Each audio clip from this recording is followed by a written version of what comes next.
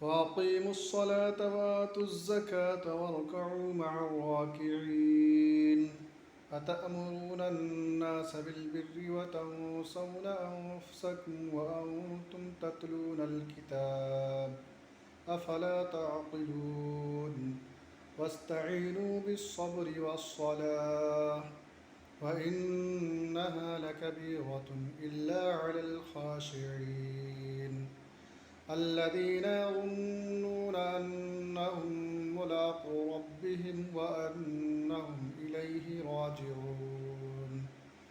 يا بني إسرائيل اذكروا نعمتي التي أنعمت عليكم وأني فضلتكم على العالمين واتقوا يوما لا تجزي نفس عن نفس شيئا ولا يقبل منها شفاعة